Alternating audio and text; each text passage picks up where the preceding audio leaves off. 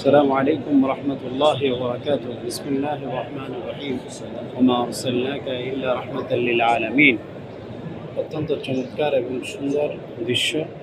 আমরা বাবু সালাম দিয়ে ঢুকলাম মসজিদুল নববী সাল্লাল্লাহু আলাইহি ওয়াসাল্লাম। আল্লাহুম্মা সাল্লি ওয়া সাল্লিম ওয়া বারিক আলা সাইয়্যিদিনা মুহাম্মাদিন ওয়া আজওয়াজিহি ওয়া যুররিয়্যাতিহি।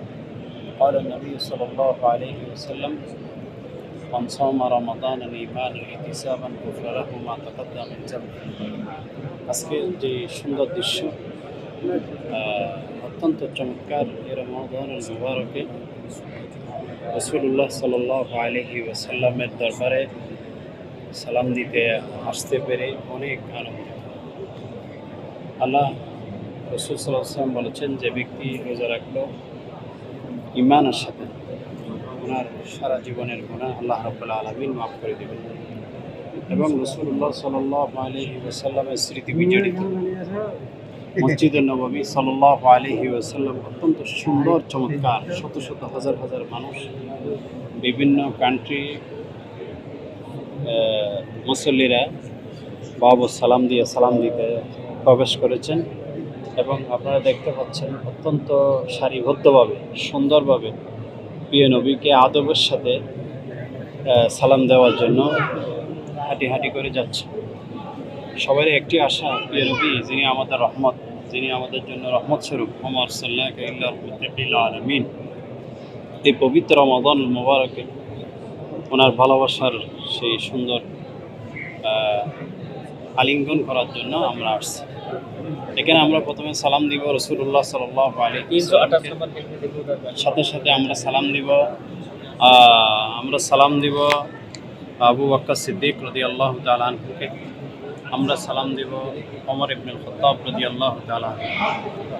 এখানে একটি জিনিস রয়েছে যেটা বেহেশতের অংশ, যাকে হাদিসের ভাষায় রিয়াজুল জান্নাহ বলা হয়েছে, অর্থাৎ জান্নাতের একটি টুকরা।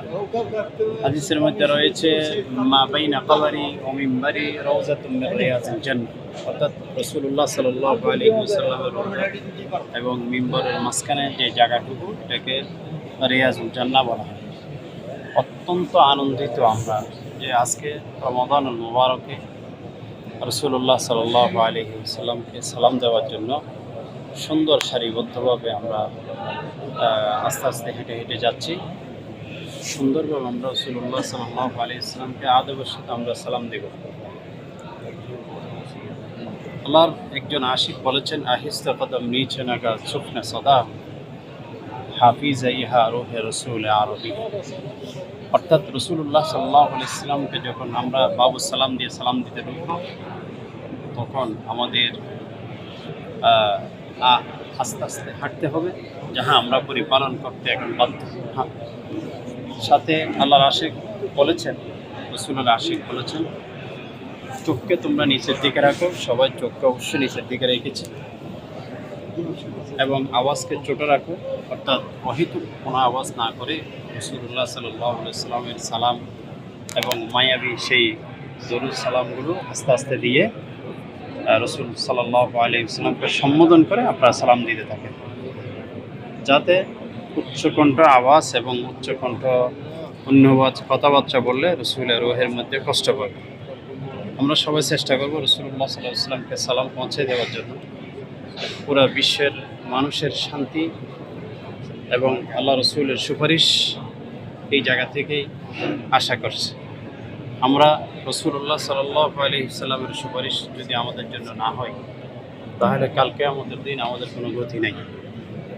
এখানে আমরা প্রথমে রাসূলুল্লাহ সাল্লাল্লাহু আলাইহি ওয়াসাল্লামকে সালাম দিব, সাথে সাথে আবু বকর সিদ্দিককে সালাম দিব, ওমর ইবনুল খাত্তাবকে সালাম দিব, অত্যন্ত আদবের সাথে। এবং আশা রাখবো যে ওনাদের সেই শান্তি বর্ষিত যে জায়গা থেকে আমাদের জন্য সুন্দর ভবিষ্যৎ এবং আমাদের হায়াতের মধ্যে বরকত দান করবেন। এবং আল্লাহ রসুলের এই স্থান থেকে, যিনি আল্লাহ রসুল জীবিত শুয়ে আছেন, এই জায়গা থেকে মানুষের যে গীত দোয়া করবেন, অবশ্যই আল্লাহ রাব্বুল আলামিন সেই দোয়াগুলো কবুল করবেন। রমাদানুল মুবারকে রাসূলুল্লাহ সাল্লাল্লাহু আলাইহি ওয়াসাল্লামের সান্নিধ্যে আসার জন্য আমাদেরকে তৌফিক দান করুক। ওয়া মা আলাইনা ইল্লাল বালাগ। আসসালামু আলাইকুম ওয়া রাহমাতুল্লাহি ওয়া বারাকাতুহু।